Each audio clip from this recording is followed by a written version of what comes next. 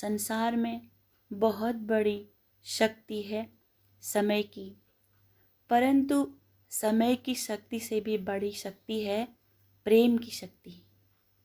प्रेम अपने आप में परम पवित्र है। प्रेम एक रस है और जिसका स्वाभाविक गुण है पवित्रता। प्रेम पवित्र ही होता है। जिस प्रकार जल है, जल का स्वाभाविक गुण क्या है? जल अपने आप में पवित्र है, शुद्ध है, उसको अशुद्ध नहीं कहा जा सकता। वह अशुद्ध तब होता है जब वह अशुद्ध पात्र में रखा जाता है। जल को ग्रहण करने का साधन पात्र ही होता है।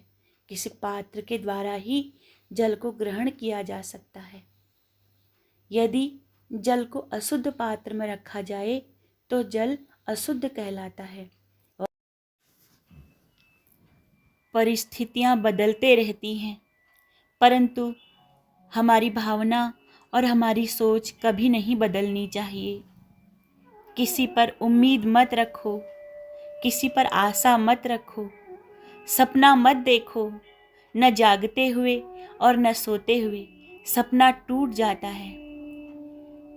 यदि सोते हुए सपना देखोगे तो टूटने पर तुम्हें कोई दुख नहीं होगा, लेकिन यदि जागते हुए सपने देखोगे तो उसके टूटने पर तुम्हें बहुत दुख होगा। किसी पर बांधी हुई आशा जब टूटेगी तो तुम्हें बहुत कष्ट होगा। फिर न तुम जी सकोगे, न सो सकोगे, न हंस सकोगे, न रो सकोगे। किसी पर उम्मीद और आशा रखना व्यर्थ है। किसी व्यक्ति पर आशा नहीं, अपने कर्म पर और उस महाशक्ति पर आशा रखो जो कभी नहीं टूटती, कभी किसी को निराश नहीं करती। माँ सबका कल्याण करती है। अपने धर्म पर विश्वास रखो, माँ के शक्ति पर विश्वास रखो।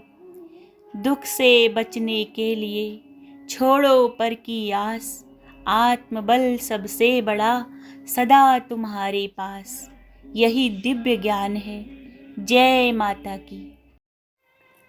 जिस प्रकार धूल का कण जब तक भूमि पर पड़ा है उसका कोई अस्तित्व नहीं, कोई महत्व नहीं, परंतु जब वह हवा के संपर्क में आ जाता है तो आकाश की ऊंचाइयों को छू लेता है।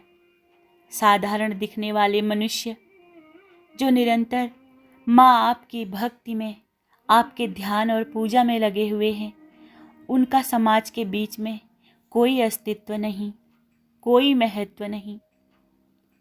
परंतु जब आपकी कृपा की लहर उनके ऊपर पड़ती है तो वे मान और सम्मान, यश कीर्ति की ऊंचाइयों को छू लेते हैं। धर्म के आकाश में सूर्य बनकर चमक जाते हैं और समाज को प्रकाशित करते हैं।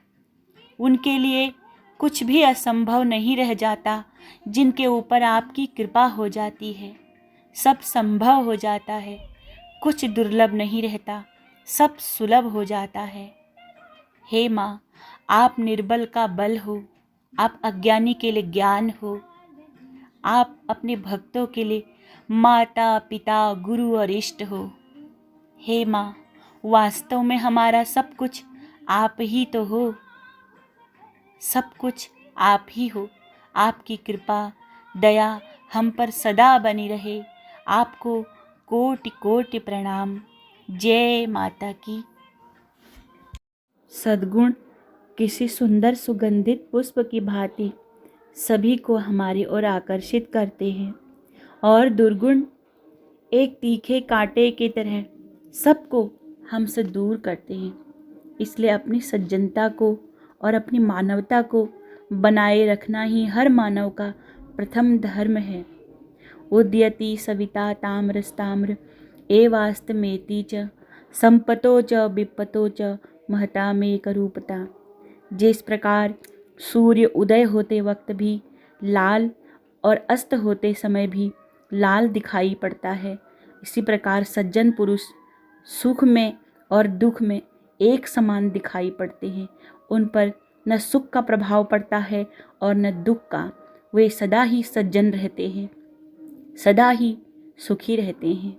जय माता की।